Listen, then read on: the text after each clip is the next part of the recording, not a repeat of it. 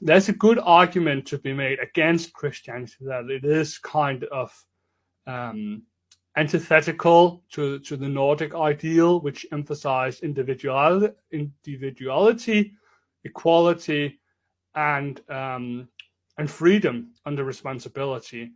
And I think that a good historic argument can be made that Christianity came, especially during the medieval period, to become this kind of a really oppressive force that kind of tried to put the like natural expressions of Nordic life into into a prison box, because you would have like really draconian what's the word, draconian and arbitrary fasting rules imposed on all people, and you would have a kind of a popular view of sexuality and marriage as being like impure, bad things that you shouldn't really do it. And like if you have to do it, it can only be like on these few days of years. Like you couldn't be with your wife doing Wednesdays or Sundays or Fridays, and you couldn't do it on a feast day, and you couldn't do it during the fast. So you pretty much like had,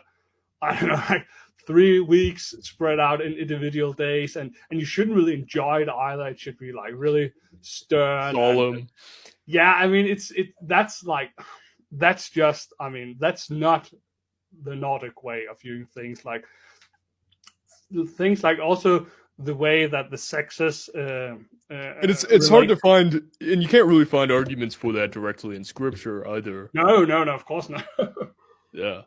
I mean, it's antithetical to scripture, and I think that this is also, that might be one of the more controversial takes I have, but I do really think that's why the Reformation really had such a strong hold of the Germanic peoples, whether Southern Germans, Scandinavians, the Anglo-Saxons and the British Isles, all of these, without exception, reformed. It was, and even like Austria, like the Habsburg heartland, became 2/3 Lutheran before the 30 Years' War, where they were forcefully deconverted or murdered and killed by the Roman Catholic princes.